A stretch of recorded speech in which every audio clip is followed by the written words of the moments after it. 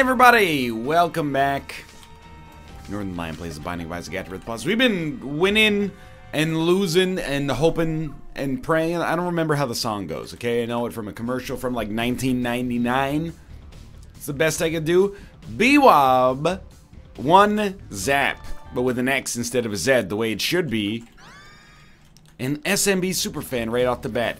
Love to get an item early that just nullifies. Oh my god, my cat just ran past my feet fast enough that I felt a breeze. Get out of here. An item early on that just nullifies like any complaints I could have.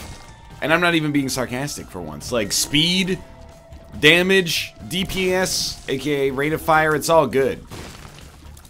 As a result of SMB Superfan. Plus, we look completely transformed. It's like we went on The Swan. Remember that? People complain about TV now. They complain about, like, keeping up with the Kardashians. TV in, like, 2001 was the worst thing on earth. And take it from somebody that was 13 in 2001. You know, now it's all keeping up with the Kardashians. Endless reruns of Pawn Stars. Blah, blah, blah, blah. Also, not my cup of tea. I'll give you that. But, you know, reality TV came out. I mean, I guess, like, the People's Court has existed forever, and, you know, The Real World came out in, like, 1993 or something like that, but with Survivor and Big Brother, it really popped off in, like, 99, 2000, and then 2001 is where all the, like, terrible ideas that had been greenlit as a result of that came to pass. One of them, this is more like a 2004 joint, was called The Swan. I'm gonna give you the premise of The Swan. It's an incredibly mean-spirited television show where essentially an ugly person goes on the Swan and they talk about how bad their life is because they got ugly. Or they were ugly, I should say. This is not me being mean-spirited, by the way. This is the actual premise of the show. And then they would... Oh, thank you, Ghostwalk. Much appreciated. It's my own version of the Swan here. They would undergo cosmetic surgery. You know, maybe they had like a big nose or something like that. They'd undergo cosmetic surgery, and then their face post-surgery would be revealed to their friends and family, and they would go, oh my god, you used to be ugly, but now you're not as ugly. Isn't that a heartwarming tale about what it means to be an adult in the society that we live in the year 2001, 2003? You're gonna think I'm joking here, for those of you who don't remember. Wiki, The Swan. 2004, a reality program broadcast on Fox in which women who were judged to be ugly were given extreme makeovers that included several forms of plastic surgery. Each contestant was assigned a blah blah blah. Each week, 2 women were featured, and at the episode's conclusion, one went home, while another was selected to move to compete in the Swan pageant at the end of the season to be deemed the Swan. Oh my god. I didn't even realize that it wasn't like, you showcase one person per episode and you go, oh, we've made their life better by giving them free plastic surgery. It was actually, you take 2 uggos and you have them compete against one another to see who's still ugly after getting plastic surgery. That's so awful. I'm saying this is a dude who went bald, like, I started balding when I was, like, 18 and shaved my head when I was 19, you know? I got, in the genetic lottery, I might have won a free ticket. I'm not winning the jackpot, let's put it that way. I'm not insulting the women who were on the show, I'm insulting the concept of the show itself for its incredible cynicism. Oh my god. That's horrendous. We need a key. Also, like, Temptation Island. Monogamous couples come to an island full of other monogamous couples to see if they'll cheat on each other live on television for a shot at fame. Isn't that incredible? We should have just gone for the tinted rock back here. Luckily, we're going to get a second opportunity to do so. That's Temptation Island. How about, wow, we really should not have opened that. It gave us a good return, but we're missing out on the item room as a result. Not my finest move. The worst by far, and I watched it live because, I mean, I was 13 when it came out, was your excuse. Come on. Come on, give me my secret room. Give me my key. Let me get into the item room. The show was called Who Wants to Marry a Multimillionaire? At least shows like The Bachelor and The Bachelorette, they kind of lampshade the fact that usually the Bachelor or the Bachelorette is a famous person. You know, they go, hey, he's the former third-string quarterback for the New York Giants, or hey, you know, he's the son of a textile manufacturer or something like that. You know, Who Wants to Marry a Multimillionaire was literally a reality show where a dude who is rich but single sat in a room and then asked a bunch of women questions, and they competed in order to, I mean, I don't dislike a lump of coal, competed in order to see who would marry him. And it eventually, I can't remember what went terribly wrong with it, but you know, he selected a woman and they were both very happy. They were in love, obviously. And then she divorced him like a month later because he became abusive or something like that. Who would have thought that a relationship founded exclusively on a television program could have gone wrong like that? So I'm going to be a little bit aggressive here, and I'm going to try to get a key. And if I can't get a key, I at least want to try to get into the boss trap room. Never do this. Like, this is an extremely stupid but also kind of funny play, so I'm going to go for it. The juice ain't worth the squeeze, let's put it that way, unless we get some guppy items in here, but we want to try regardless, because I feel bad about the fact that I didn't get my item room and instead opened the golden chest like some kind of moron. Reality TV is now, like, in a way, I also don't like turning on the TV and, you know, A&E, it's 8 hours of, well, I love intervention, I gotta admit, but A&E, it's 8 hours of, people picking stuff out of the dumpster and restoring it and then selling it at auction. Oh, this jukebox would look really good in our solarium, Daryl. Okay, what do we got here? I mean, we could, you know, well, we're still not out of the woods, and by out of the woods, I mean into the woods. What's the good one? Out of the weeds? Out of the fireplace into the fire? I'm still just trying to find a freaking key is what I'm trying to say. And I think now I've probably given up that pipe dream. We just had so much HP back there that it seemed like why not play the self-sacrifice room. I mean, we might even be able to get an angel statue. Our damage is really good considering where we are in the game.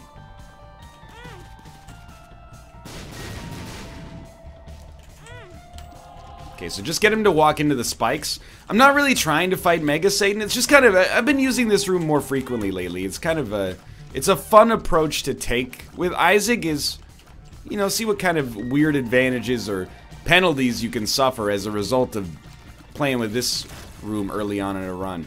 We could also re-roll them to try to get something more advantageous, and I mean, I'm not trying, this is like a really John Wick sort of situation right here, because I'm just leveling with you. I don't really want to get Godhead, that's not my, I mean, I wouldn't turn it down, but that's not really my principal goal right now.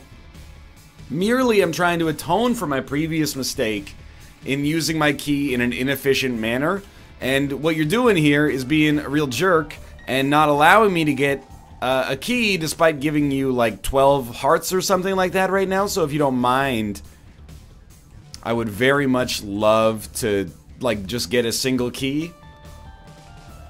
In the meantime, let me, in the background here, who wants to marry a multimillionaire? There you go. In 2002, TV Guide ranked it as number 25 on its TV Guide's worst 50 shows of all time. The show's name is a parody of Who Wants to Be a Millionaire, the game show on ABC that was popular at the same time. Oh, no kidding, I couldn't have figured that out. Okay, don't die. I think it's better to get 2 items. No! More fun. Oh my god, I'm dumb. More fun to. I am so stupid. I'm mad and offended at myself right now. This is the harder angel.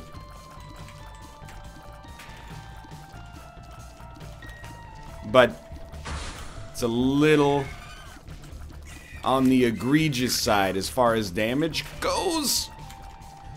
Okay. You did good, kid. You did good. Pisces. Angry Fly. We're still leaving here without a dang key. I'm not happy about it, but let's go. Please. Head downstairs. After the show aired, Conger, who I believe was the woman who quote-unquote won the show, made numerous public comments about how she was offended by Rockwell's kissing her on stage, that they never consummated their marriage, burn, and the entire premise of the show goes against her morals. I'm not trying to victim blame here. Why'd you go on the show? Did they pitch it to you under a different name? Was the show named like Who Wants to Meet a Nice Guy, irrespective of his wealth? That's crazy.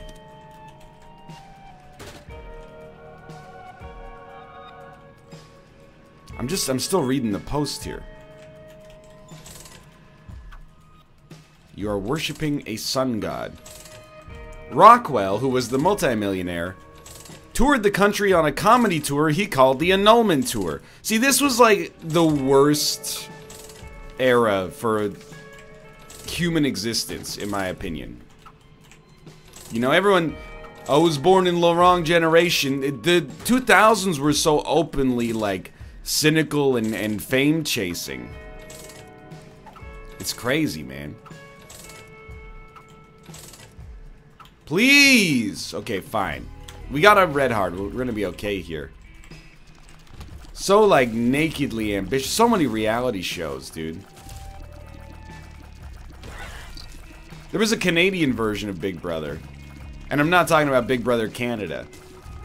Maybe it was more like a Canadian version of The Real World. I can't remember. It used to come on real late at night. That's what I remember. Because, you know, things might get saucy. I'm glad we kind of moved past that, even if TV is boring now. Not because I have, like, any moral compulsion to dislike it at all. And again, like, it's not my life, so who cares? But, like, I wonder sometimes if that's not where, like, the any press is good press sort of ethos comes from in today's day and age, where people are like, yeah, well, they got famous for, like, doing something heinous, but you know their names, so they won. And I'm like, they did not win. I would much rather be anonymous than have people remember me for something terrible. Like accidentally deleting Austin's entire Helmut optimal setup in Factorio. Oh no, wait, what? My mistake. Dude, we could still lose this. I mean, obviously we could still lose this run. That should be abundantly clear. I'm trying not to, though. I'm trying to have a fun run here that balances the line between risk and reward. You think that last item room had the scissors in it? You might be right. In which case, not being able to go to the item room, definitely, I'm gonna be like Rick Rockwell. Is it Rick Rockwell? HP is out of control. Oh, I love it. I love it even more. Controversy. Despite the program's high ratings, it was harshly condemned as exploitative. No way. Shortly after the program aired, questions were also raised as to whether Rockwell was actually a multimillionaire. Fox stated that Rockwell had $750,000 in liquid assets and a net worth just more than $2 million. But Rockwell's ordinary-looking home, which had a discarded toilet in his backyard, did not burnish his image. That is hilarious. Rockwell claimed to have given up on his career as a comedian in 1990 in order to become a motivational speaker. How on earth does that ever happen? Let me find his real name. I can't remember. Darva Conger and Rick Rockwell. Not to be confused with Rick Rock. You know, the guy who sings the hook on It Wasn't Me. And hell, that's Shaggy. It's not Shaggy, it's Rick Rock. Unless you consider the hook to be, how dare you give the girl access to your villa? The hook is obviously, you know, but you got me on the counter. It wasn't me. it wasn't key, is really where we're going here. Saw me banging on the sofa. I got no keys. I gotta get me the scissors. Got no keys. I'm recording this on camera. No. Few phrases can take me immediately back into the headspace that I was in the year 1999, or I guess 2001 in this case. Then the expression, coming up after the break, an interview with Darva Conger. Now I remember. This is going over a lot of people's heads, I think, but just based on the fact that, I mean, if you were born the year that this came out, you would be like 18, and you probably wouldn't have much of a memory of it considering you would have been 0 at the time of its existence, so it makes perfect sense. You know, you gotta be approaching old fogey status in internet terms. The worst thing about this is that 22 million people watched it. I remember people talking about it the next day being like, did you watch that last night? I hope they have a happy life together. How could they not? Their relationship was founded on the twin pillars of a strong foundation. Both wanting to become famous and rich simultaneously. What could go wrong? Oh, dude, Rotten Baby. Okay. This is like the best run we've ever had that's ever been this slow. This is out of control. I mean, it's entirely my own fault. Or my own solution, really. But we might as well get going here. He later appeared as presenter on several aviation computer-based CD-ROM courses. Wow, the legacy of this show knows no bounds. We have a 2 rate of fire. That is ridiculous.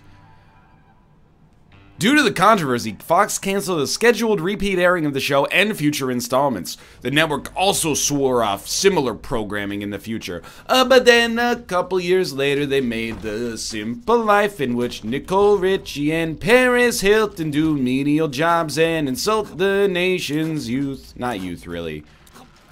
More like the nation's, like, blue-collar workers. Kitten. Let me add a little bit more gravitas. This Tuesday on Fox, Paris Hilton and Nicole Richie pretend to be ice cream shop workers in this summer's most hotly rated and anticipated new show, The Simple Life. There's a cat poop in the bathroom? In the middle of the bathroom, there's cat poop. I think that's gotta be Ruka.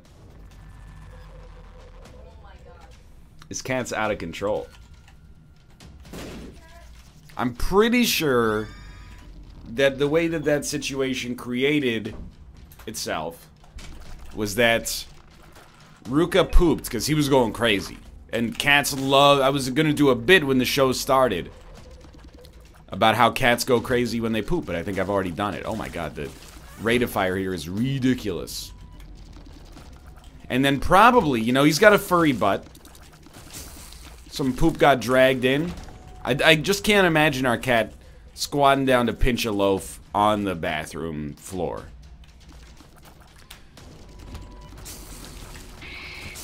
One second, I got a little song parody percolating. It's hard to sing with this freaking canker sore on the... It's a canker sore on my tongue, and I think I talked about this in other series, or maybe even this one, but it's on the back of my tongue. So it's like perpetually sliding against my teeth, and it makes me talk in this weird, like, sort of lilting lisp, which is fine. It's not like that big of a deal, but it's also just kind of irritating for me personally. He's pooping on the bathroom window. That doesn't really make any sense. Because he doesn't like dry food.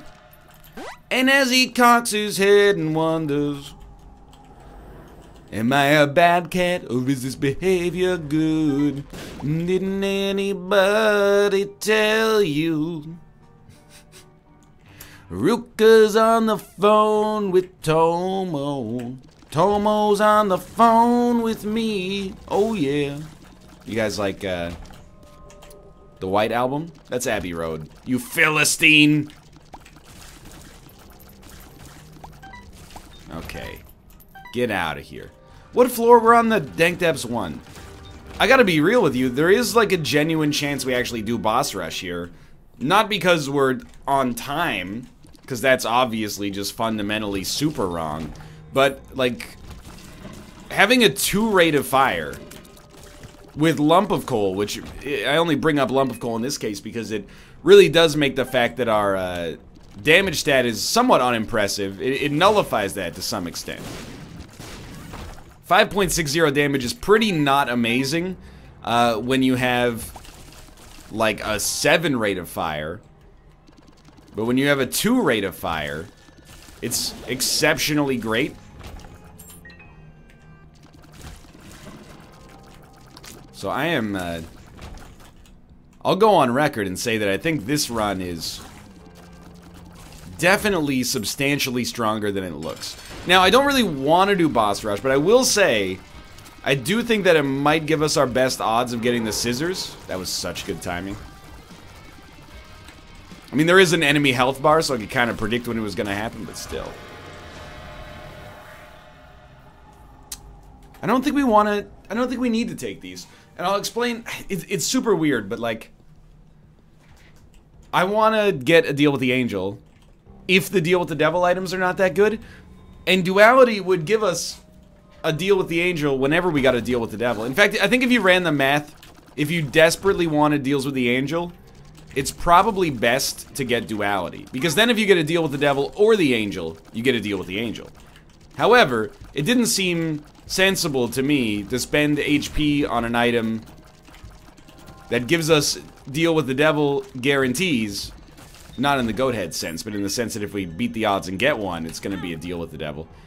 When that's not what I want in the first place. You know, I don't want to deal with the devil at this point that gives us more deals with the devil. I want to deal with the devil at this point that gives us damage we can't say no to. So forget boss rush, I think. I think we should accept this is a slow run. Oh, okay.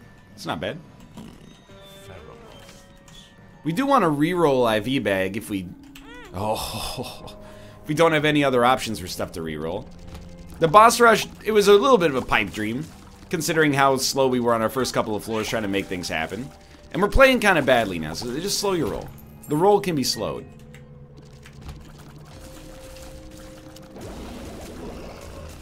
Our knockback is weird thanks to Pisces. Dude, sinus infection is so good here. Getting actual booger tears. Pop this. Nah, I mean, we... It's not like we don't want it. But we don't really want it that badly.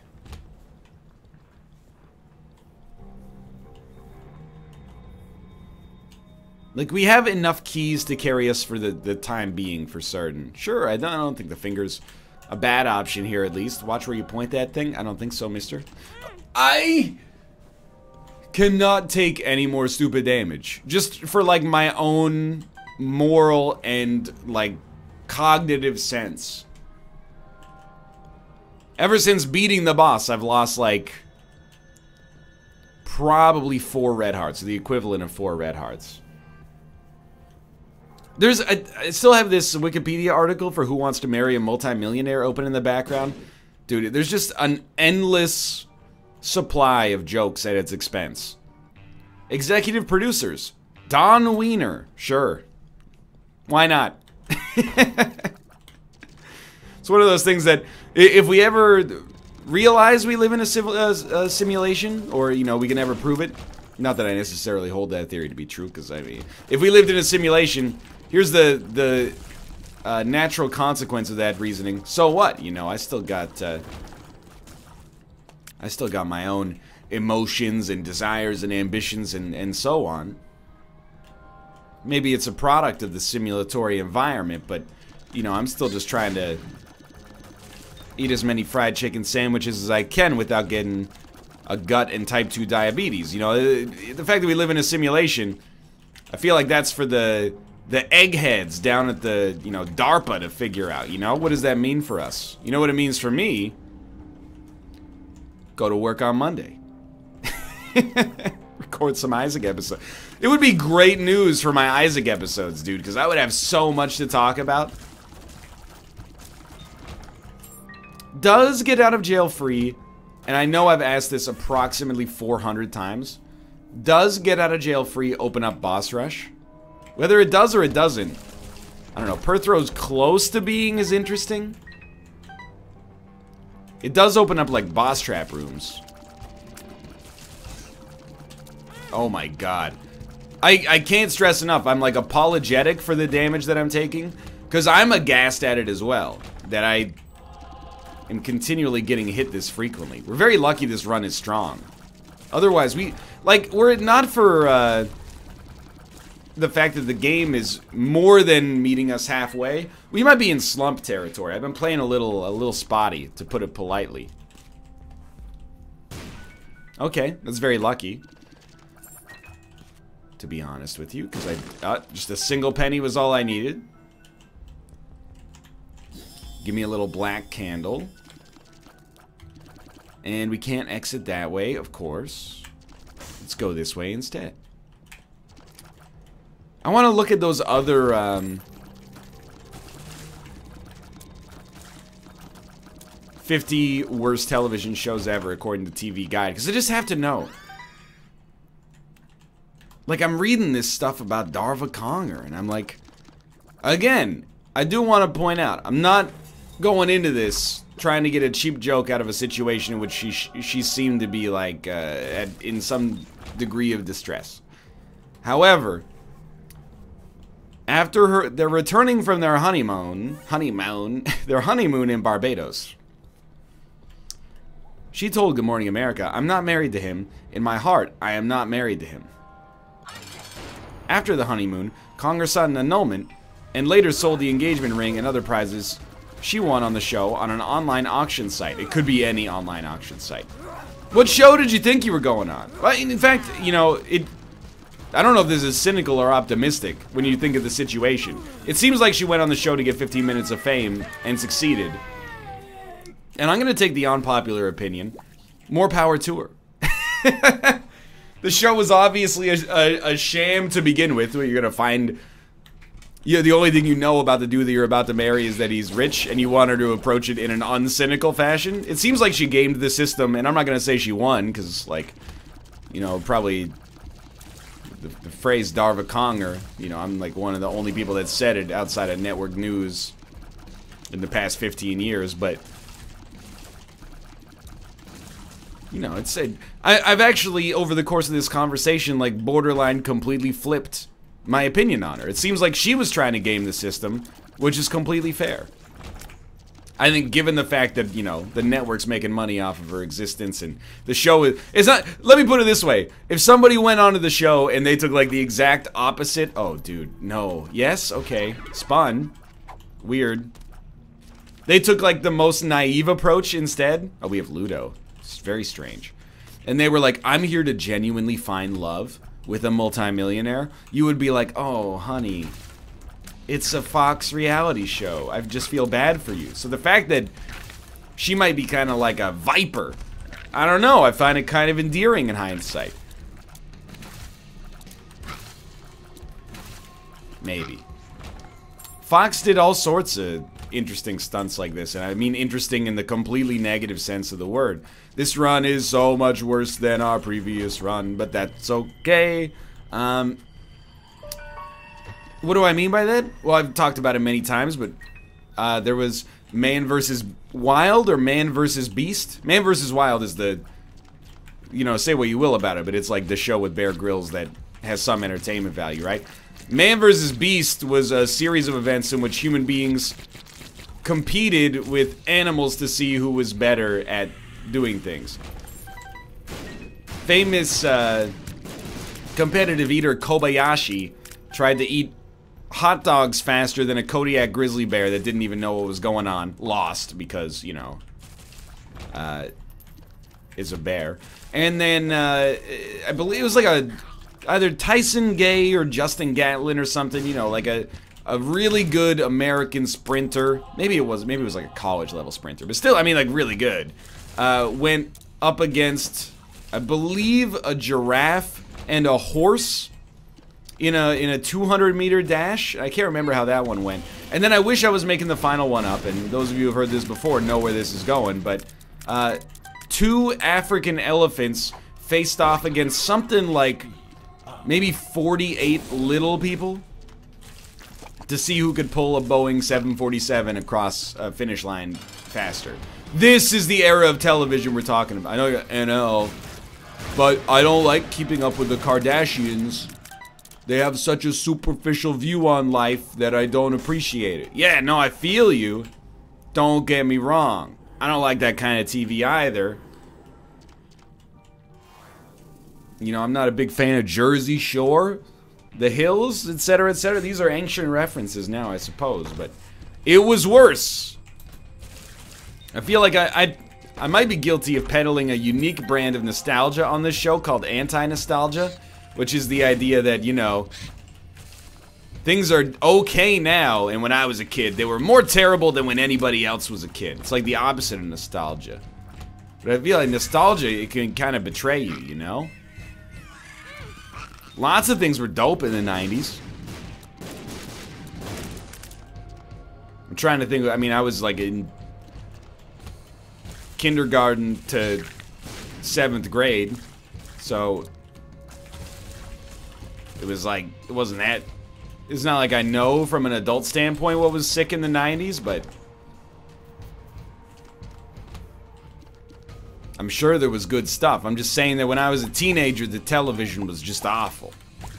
The reality TV, at least. Now, of course, you did the birth of, like, you know, Curb Your Enthusiasm and The Sopranos, 6 Feet Under and stuff like that, no question about it. But now you got, you know, it's kind of, it's not contemporaneous anymore, but, you know, Breaking Bad and, you know, all these other amazing television shows. It's true, that is the same era as The Wire, so I gotta, you know, but I was like 11 when it started airing. Maybe not 11. I was on the young side when it started airing.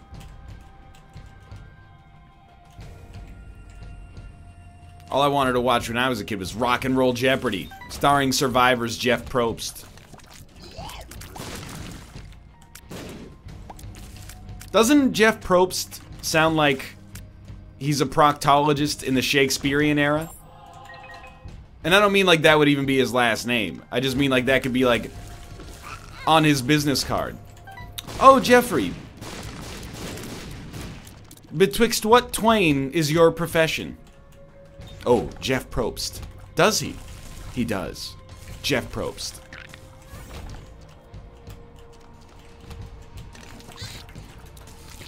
I don't know if I love or hate our run right now. It's strong enough to win. I miss our incredible rate of fire, but that's what happens when you roll the dice, man. I never want to be the kind of guy who doesn't roll the dice. Because as far as I'm concerned, we already won this run. We already proved that we can win that run. We gain nothing by forcing ourselves to do it in that situation. And there's no... It's different if there's, like, stakes. I'm not even going to kill the turret. Go ahead and shoot me. It's different if there's stakes, you know, it's like a streak or something like that to some extent. On this particular run right here, I'm like, we've already won. You know, you just look at the stats and you go, he's got it. So let's reroll and see if we can handle a little bit of unpredictability. I think it's like training with a kettlebell instead of a dumbbell, you know? We're building our stabilizers. The real problem is that this is a run that tends to snowball in terms of our damage. When we get hit, we tend to get hit multiple times because we have Curse of the Tower, Scatter Bombs, and then it might just be Curse of the Tower, oh, but it's Sad Bombs as well, isn't it? Yeah, it's definitely also Sad Bombs, which we have 97 of, so we really should be making an effort to place some of these down. As long as we don't get hit by them. The damage is fairly substantial. Apparently we do still have Midas Touch as well.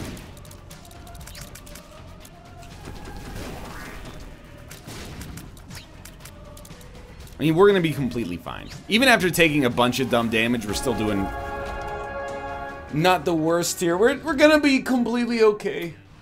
And I can go back to reading the Who Wants to Marry a Multimillionaire Wikipedia article here. I think we'll take all of these, because there's no reason not to. Still have not gotten the scissors. It's still on the to-do list. I want to see this Aftermath. No. We already read that. It's about the annulment tour. It does remind me of this other show, Joe Millionaire. It's another Fox show, isn't it? Yep. Keep in mind, this is after the Fox network executive said they were never going to air programming like this again. I watched the entire run of Joe Millionaire with my mom when it aired. It was basically a show that was the exact inverse of Who Wants to Marry a Multimillionaire. It was The Bachelor, except they told all the prospective brides that the bachelor involved was rich, when actually he's just like a very normal dude. And then the end of the show was gonna reveal, like, hey, by the way, the dude isn't rich. Do you still love him? And for some reason at the time, and maybe this is a retcon, but I remember there being like a sense of like, well, if she really loves him, obviously she's gonna say that she still loves him. But I don't know, I kind of feel like that's an unfair expectation to put on this woman. And the whole show, I'm assuming, in hindsight, was probably, like, totally faked, right? Like, it was probably all actors and actresses, or prospective actors and actresses. But, like, you're doing a casting call for a show called, essentially, Who Wants to Marry a Rich Guy? And then at the end of the show, they're going, surprise, he's not rich. And the crux of the show is supposed to see, like, let's see if these women are actually gold diggers. But the network's making money hand over fist. Like, let's see if these women are actually greedy. But, like, the network is the they're making all the money. And suffer, and they're, like, able to play the moral police to some extent. What a world, dude. Anyway, at the end of the show, I do remember that he chose, or someone chose, he chose the winner, and then he revealed to her that he was not actually rich, and then she was like, that's fine, I love you, because there were cameras on her, and I'm pretty sure that they did not, you know, make it work past that point, which of course they didn't. I'm not trying to be cynical. It's just like, how many of those reality TV show marriages have worked out? There's been a couple. I know. I want to look at it now. Joe Millionaire. First season. Zora Andrich was the last woman to be chosen by Marriott, and they split $1 million. Oh, that's right.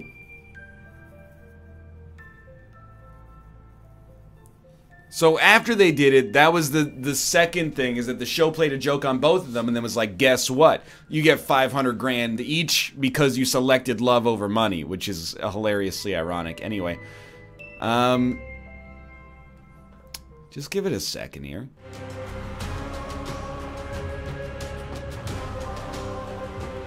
I'm just trying to see if there's any... Oh, the star of Joe Millionaire, aka Joe Millionaire, later spoke of his disregard for reality television in interviews done after the special. Who would have thought? The second installment, following the same premise, was set in northern Italy. Mary was replaced by 24-year-old David Smith from Midland, Texas, who viewers were told had earned only $11,000 the previous year as a cowboy on the rodeo circuit. Man. I hate television from this era. The next Joe Millionaire drew less than 7 million viewers a week, with the season finale attracting only 9 million viewers. Only 9 million viewers! Ah! That's considered a colossal failure. Man, that's hilarious. Anyway, thanks for watching. I hope you guys enjoyed the show. If you did, click the like button. Helps out a great deal. Of course, subscribe if you want to see more in the future. For now, thanks for watching, and I will see you next time.